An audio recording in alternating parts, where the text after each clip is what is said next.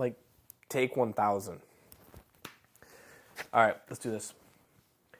Hey guys, my name is Paul, and this is going to be a quick introduction video into how I K-swapped my '08 Honda Fit. We'll go into more detail in other videos about individual parts of how I did it, but I want to at least get like an intro out there of kind of an overview of what I did, and we'll just kind of go from there. A couple of quick shout outs, one to my brother, Kevin. I couldn't have swapped this car without him. He was super helpful in doing this, so Kevin, thank you. Also quick shout out to Chris Sullivan, who has a K-swapped Fit as well. He connected me with the guy that got me the header for this. We'll go into details about some solutions I have to get other people headers, but if I couldn't find a header, I never would have started this because I don't have the ability myself to make one. Also, quick shout out to Brian at Hasport for making these mounts.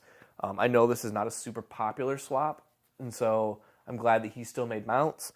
And then quick shout out to K20 as well, because the transmission setup that I'm running and the bracket that they make specifically lets me run, or lets anybody run really, full stock Honda Fit interior. So Honda Fit shifter box, your cup holders. Asher, I know you like your cup holders. Basically, you don't have to cut up your interior in order to get the shifter cables to work. So those are the shout outs. Quick disclaimers. I don't have all the answers. I'm not responsible if you burn your car to the ground trying to do this.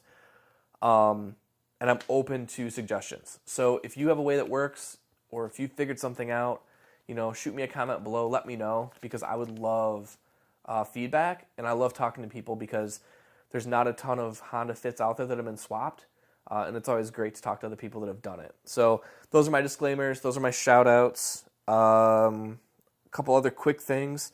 I'm running a single ECU setup. Dual ECU setup was really popular when the Fit first came out. I'll go into details about why on each, but I'm running an 07-08 TSX ECU in this setup, and it's pretty straightforward, and everything works really well. Excuse me. The Immobilizer is the other big one. I programmed the Immobilizer to work with the Fit key and collar and everything with a snap-on tool. It works great. It's not that hard to do. You don't have to go to Honda like everybody says, but you do need somebody that has a particular snap-on tool, or depending on how cool your Honda dealership is, they may help you as well. But again, we'll get into that in the wiring video that I'm going to put together. What else do we have in here? Oh, the Honda Fit and the Honda Jazz are not the same. So shout out to Martin, actually. I'll link his Facebook group below, where there's a ton of people that are doing the swap that both have Jazzes and Fits. There's some differences, though. For example, the Jazz has a drive-by cable throttle still, whereas the US Fit has a drive-by wire. So a lot of the first swaps that were in dual ECU were running like a cable setup, and they converted over. I'm running full drive-by wire with this, with the TSX ECU, and everything works great there. There's some tweaks I want to make, but we'll talk about that in that video. The videos that I think I want to break down, and again, I'm open to suggestions, are kind of the general engine, getting the motor in, like what you have to cut and tweak to get that to work, transmission, axles, shift linkage, or shifter cables, actually. For example, like I'm running base RSX axles with the inner boot swapped, and it's a direct bolt-in. You can buy them at AutoZone for $100 for both axles. And then they bolt right in. It's pretty straightforward. We'll touch on wiring. I know it's a huge one. I don't want to guarantee the number, but I think I only swapped about 20 wires total in order to get this running in the Fit. It's really straightforward. The TSX wiring is scary close to the Fit wiring in that aspect.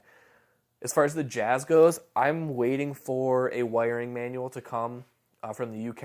It's not going to be here for like another 2 weeks because of shipping, but I'm going to figure that out as well. Otherwise, that Facebook group I mentioned that Martin started down below has a ton of good information in there as well. We'll touch on air conditioning. I'm going to run air conditioning in here. I have a solution for custom hoses and all that, so we can talk about that in the video. And then the other big one I always get questions about, which is the exhaust header situation. So Exhaust is just, it's custom. Like nobody makes a 2.5 or 3 inch exhaust for the Honda Fit. The header, on the other hand, that's the shout out to Chris Sullivan there. He connected me with a guy that had a K-Fit that he was taking apart. So I was able to buy the header from him.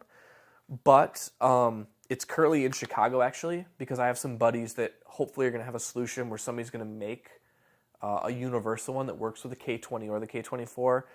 Otherwise, when I get my header back, I have a local client. I own a web design studio, and one of my clients is a metal fab company.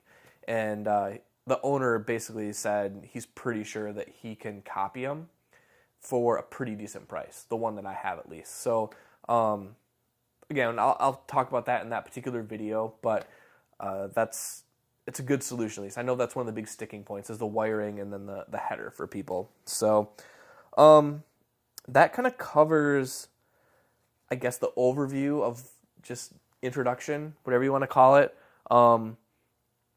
This current setup works really well. I do have one code. That's the only thing I have is one code on the check engine light. And it's for a CAN bus issue with the gauge cluster and the ECU talking. So my tach doesn't work, and the little cold light, if you guys have a Honda Fit, you'll know, when the car warms up, that light turns off. Those two things are basically fed from the ECU via CAN bus, which is like the computer system that I'm still learning about. But I am trying to find a solution to that. I know there are people that have done this exact swap setup, and it works. And there are a couple people that have done it, and they get this code. And it's a single code. It's this is my cheat sheet book for this video. It's 0073. It's a CAN bus code. I'm trying to track that down. I'm going to reach out to Brian at Hasport and see if he can help a little bit there. I think he probably is the best person to start with.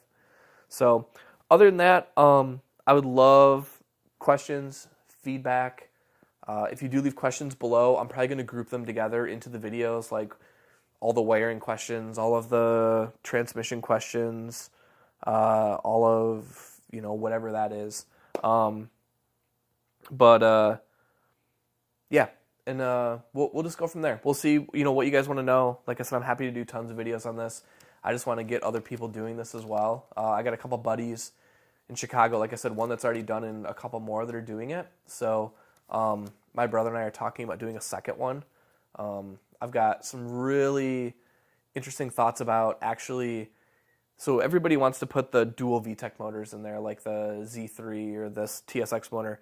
But some of the motors out of like the Accords, the Elements, the CRVs, I'm pretty sure that I can wire that to run with a stock fit computer, which means it would be insanely cheap to swap.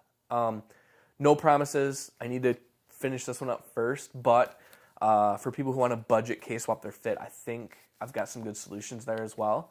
But yeah, leave your comments below. Let me know what you think.